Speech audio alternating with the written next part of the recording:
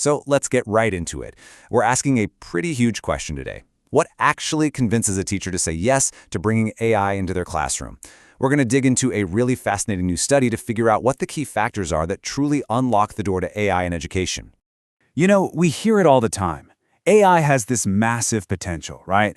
Personalized learning, grading papers in a flash, incredible new tools. But look, none of that stuff matters one bit if teachers don't actually use it. So what's the secret? What really opens that classroom door? We're going to treat this like a detective case, and our investigation starts right now. All right, every good investigation starts with the object of interest. So our first clue comes from the technology itself. The researchers here used a tried-and-true framework to understand what makes any new tool, AI included, catch on. It's called innovation diffusion theory, or IDT for short. And for decades, this is the theory that's explained how everything from the first smartphones to new forming methods go mainstream. Basically, IDT tells us that for any new idea to spread, it needs a few key things going for it. And for AI in the classroom, this theory gives us our first three major clues. First, and this is the big one, is what the theory calls relative advantage. But let's be real, a teacher would ask it much more directly. Is this thing actually better than what I'm already doing? Is it going to save me time on lesson plans? Will it help me figure out where my students are struggling faster? Does it actually improve learning? If the answer isn't a super clear yes, that classroom door is staying shut. Okay, clue number 2 is compatibility.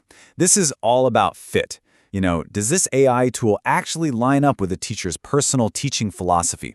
Does it help them meet the demands of their curriculum, or does it just feel like this clunky, forced add-on? If it doesn't mesh with their values and how they already do things, it's pretty much a non-starter. And our third clue from the tool itself is all about trialability. In other words, can I test drive it? Can I play around with it in a low-stakes way before I commit my whole class to it? This also covers being able to see it working for another teacher first.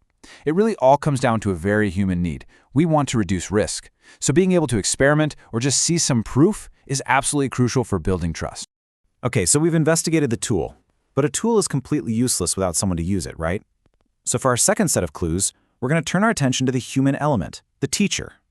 How do their own thoughts, their own environment, shape this big decision? For this part of the investigation, the researchers bring in another really powerful lens, social cognitive theory, or SCT. This theory tells us that what a person does is the result of this constant dance between their own internal thoughts, what's going on around them in their environment, and their behavior.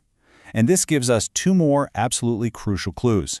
Now, what's really interesting here is how this breaks down those two big influences. On one side, you've got the teacher's internal world, their mindset. The study calls this cognitive beliefs. This is everything from what they know about AI to their gut feelings about it and even their ethical concerns. Then, on the other side, you've got the external world, the school's support system. That's environmental support. You know, things like training, good technology, and just actual encouragement from colleagues and leaders. Both are super important. All right, our clue board is officially full. We've got 3 clues from the AI tool itself and 2 from the teacher and their environment. Now let's look at the actual evidence from 249 teachers and finally solve this case. So out of all these different factors, the tool's advantages, how well it fits, the chance to try it out, the teacher's own mindset, the school support, which ones were the real heavy hitters? Which clues were most responsible for getting a teacher to actually adopt AI? The number one predictor, the absolute smoking gun of our case, was relative advantage. More than anything else, teachers will adopt AI when they truly believe it's genuinely better. It has to deliver tangible results, saving time, boosting student engagement, improving outcomes. The bottom line is, it has to be a clear and obvious upgrade, period. And hot on its heels, the second most powerful predictor was trialability. The ability to just experiment, to see an AI tool in action, to observe the benefits for yourself without a huge commitment, that's what seals the deal. It just lowers the barrier to entry and really builds that all-important confidence.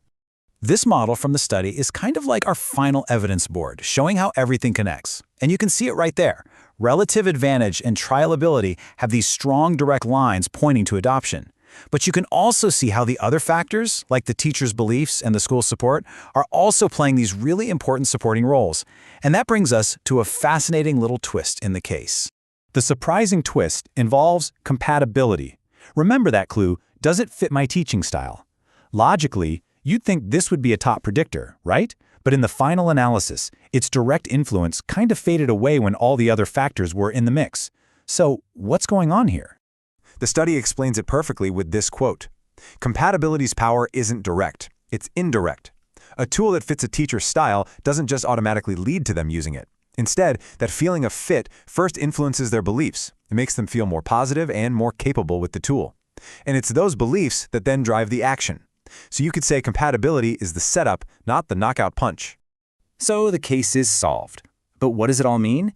How can schools and districts use these findings to actually help their teachers? Well, the study gives us a really clear 4-step blueprint. And here it is, a practical 4-step plan. Step 1, prove the value. That's all about showing off that relative advantage. Step 2, create a sandbox. That speaks directly to trialability. Just let teachers play around. Step 3, build the support system. That's the environmental support that makes teachers feel like they can actually do this. And finally, step 4, nurture the mindset. This recognizes that teachers' beliefs are at the center of all this. So training needs to be about more than just how to click the buttons. It has to address their attitudes and concerns too.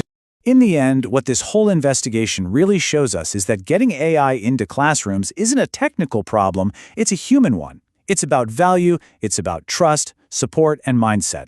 So the final question isn't really about the technology at all, but it's about us. We all say AI is the future, but are we actually giving our teachers the guides to that future,